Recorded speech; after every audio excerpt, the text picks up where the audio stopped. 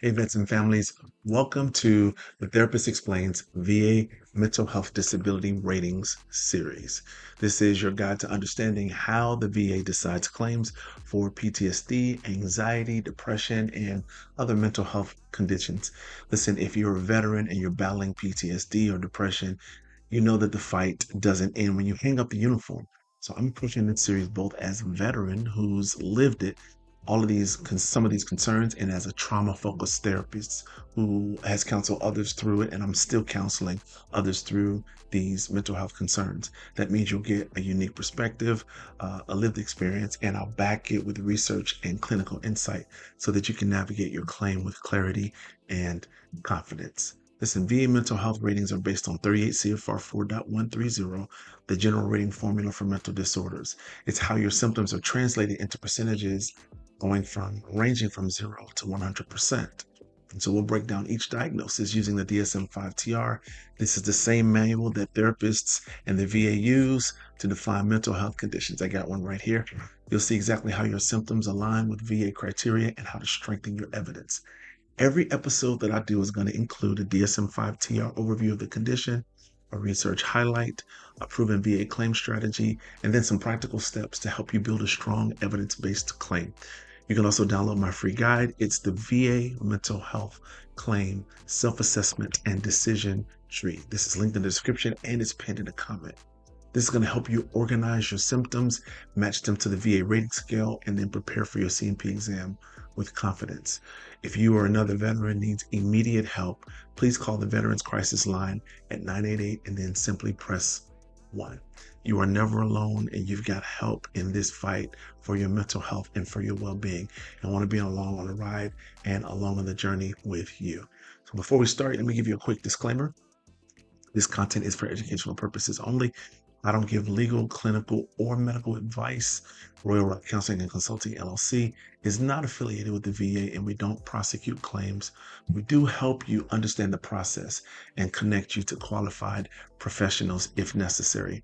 If you find this content helpful, please like it, subscribe it, hit the notification bell so you don't miss future videos. Your support helps this channel reach more veterans and families who need clear, trustworthy guidance and advice on mental health and VA claims and things that can help their families live well and live well. So thank you to everybody who's already subscribed and commented and shared. You're part of the community helping veterans take back their voice, their health, and their future. So without further ado, let's begin your journey toward a fully developed VA claim that's informed, confident, and empowered. These videos aren't going to be that long, but they will all help you live royally and live well. Thanks for watching, and I'll see you in the series.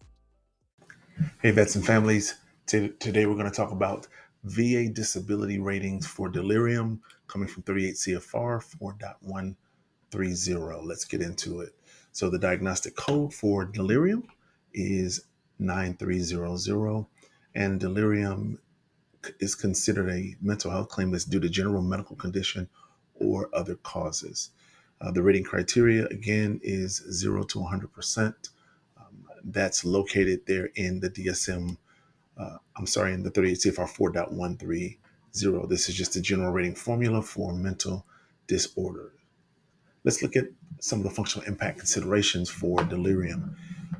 You may have some signs from it if you're experiencing confusion, disorientation, memory disturbance, disruption of thought processes and concentration, or a diminished ability to perform occupational tasks or maintain personal safety. These are all functional impact considerations. And remember what we talked about, that functional impact, particularly when it comes to mental health concerns, out of those percentage level ratings in the 38 CFR are important when we're talking about mental health concerns. So you want to match these up to that rating curricula. Diagnostic features for delirium. The DSM-5 TR code is 293.0 F05. And here's some core diagnostic features. It's disturbance in attention and awareness. This is the reduced ability to direct, focus, or sustain attention. When you're in the military, often they talk about instant obedience to orders. if you have a condition like this, then it will be very difficult to focus on those orders. And so, really important to try to trace back to see if you had difficulty or ability following orders. You could have very well had an issue with delirium, attention, and awareness, change in cognition, meaning memory deficit, disorientation, or language disturbance. This disability develops very quickly, so it could develop in hours, or it could develop in days, and it fluctuates, meaning you have episodes on and off throughout the day. There is evidence of a direct physiological cause, and that'll come out in the medical conditions: substance intoxication, withdrawal, or toxin exposure. So think about it. If you had delirium already, and let's say you were exposed to certain toxins while you're in the military, it could aggravate it. It could cause an episode. Or if you were drinking or had some other level of substance abuse post military, it could also result in something of that nature, an episode in that nature, with an underlying cause of delirium. Common clinical presentation is confusion, agitation, fear, hallucinations, restlessness, and disrupted sleep wake cycle. And you'll see some of these same symptoms and clinical presentations throughout a lot of the mental health concerns that we do, right? Because whether it's traumatic disorders, whether it's anxiety disorders, depressive disorders, you will see that there is generally these sort of same symptoms across the board. So when we prepare for these claims, we're preparing for them in the same way in a lot of cases. We're preparing for claims where we have some general mental health disorders that may expose themselves and may express themselves in different ways. So you'll notice here I've outlined some research and claim challenges for veterans. This is coming from Penn Haripande et al. In 2013, research that they did on this particular disorder.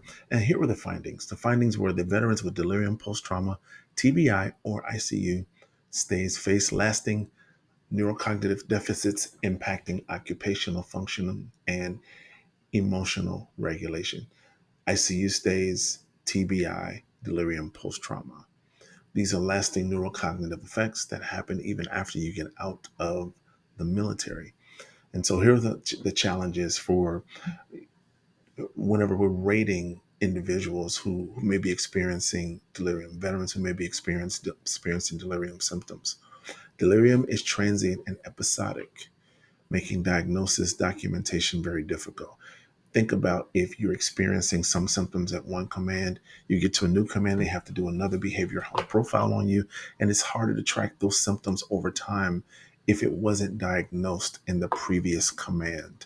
So those are some things to think about, particularly while you're in the military, but you can still get a good diagnosis post military as long as that diagnosis is based on good evidence of you experiencing that mental health condition and it's documented in your records.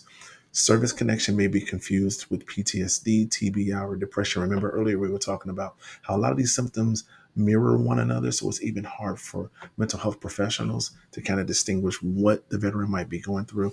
A lot of times you have to take an assessment, and oftentimes these things are done in treatment programs across time, right? A lot of people do treatment programs for mental health concerns when they're not in the military and they have time to take off work or take leave. Oftentimes in the military, you don't have that opportunity. Substance abuse treatment programs are available, yes, but in terms of you have a mental health concern, you may have something that you're dealing with from a mental perspective. The military often is not going to give you time to get properly treated and diagnosed. And so that's why it could get confused with what they think everybody in the military is dealing with, which is, oh, everybody's got PTSD, or everybody's got depression, or everybody's got anxiety. That's not necessarily the case. And the distinctive particular symptoms need to be diagnosed in order for you to be able to claim that on your VA condition log and claim it as compensation.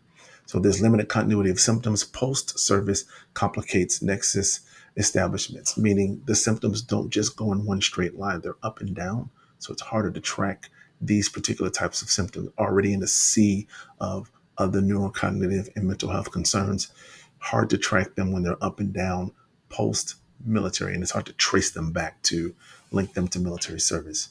A lack of specialized mental status documentation during service impedes direct linkage. Oftentimes, you may be serving in capacities where there's no specialist. There's no psychiatrist, there's no psychologist, there's no other mental health therapist to say, hey, this person might be dealing with this kind of mental health concern. Often it's when you come back from deployment and you go get evaluated, and they're evaluating for you to either get out of the military or have some sort of altered duty on your way out of the military, not necessarily saying, this person's been functioning with this actual mental health concern that they need help, medicine, those kinds of things. So that is that are those are some of the challenges that you run into when you're trying to do a VA claim, and even when you're just trying to get care for certain conditions.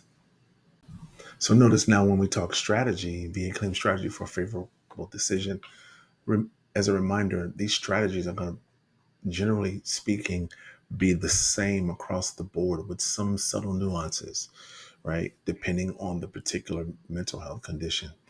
But a major strategy is to obtain comprehensive medical opinion identifying delirium. Now, remember, we're tying delirium now to certain types of neurocognitive conditions that you may be struggling with or suffering with. So you want to obtain comprehensive medical opinion identifying delirium as a secondary condition, for example, to TBI, to any medication or service-connected physical illness, because that delirium, those mental and physical concerns could be connected. Reference hospitalization or ICU treatment records with documentation of confusion, hallucination, or disorientation. Let's say you go to ICU and have a ICU stay for physical condition, but then while you're in there, you're experiencing some delirium symptoms in effect. You want to make sure you have that documentation of what happened while you were in the hospital. A lot of times we don't think about that. We're in the hospital for something else, but then we start experiencing connected secondary, tertiary symptoms from that original hospital stay. And we don't think about, hey, let me think about what was going on during that time. And is there a possibility that I could have been suffering from some kind of mental health concern while I was there? Submit DBQ, which is the Disability Benefits Questionnaire, addressing cognitive and occupational impairment, and then emphasize the continuity of symptoms post-service through lay statements and treatment records. We've talked a lot about lay statements and treatment records and being current, accurate, and complete, and having all of the documentation that you need with regard to your VA claim. So if you want any of those other videos, I got a playlist that talks all about VA Claims 101, talks about VA due process, talks about all of those things, ways to submit your claim, different strategies where we go over forms and all of those things. And we'll do more of that on the channel so that you can understand the proper way to submit your claim. And then align your presentation with 4.130 symptom severity levels to demonstrate functional loss. Listen, I get that mental status exam checklist that I have, mental status exam assessment. It gives you an opportunity to ask yourself some of these questions and, try to consider if you've had some of these concerns, if you've had some of these mental health struggles, because a lot of times we don't know that we have, but maybe having a checklist, having something that asks us questions about it will jog our memory to remember, hey, yeah, I was struggling through this during this particular time in my career, and then even a little bit after my career post-military. Continuing with the strategy for favorable decision, again, lay statements from family, clinical corroboration, any neuropsychological testing or memory screening results will help. Show anything that might have been off. Timeline clarity. Make sure you document when and how symptoms emerged after military service, and then the vocational impact evidence, which is always, always important. You can even get employer statements describing your decreased performance or concentration issues.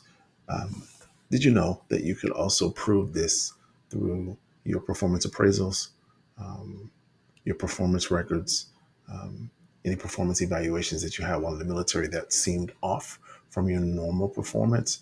That could also show that there could have been some kind of impact of delirium or some other mental health condition. And the goal is to create a clear narrative of functional impairment that aligns with VA's occupational and social impairment framework. The VA's occupation and social impairment framework is right there in 4.130. Um, and the checklist that I've given you just aligns to that. Get that free PDF claim guide, MSC, mental status exam, assessment, and that'll prepare you for your CMP exam and give you an idea of what you may have been struggling with or going through. I hope you guys enjoyed this video. Thank you for watching. If you want any more information about the subject of this series, be sure to check out the playlist right here. And remember, live royally and live well. Thanks for watching, and I'll see you in the next one.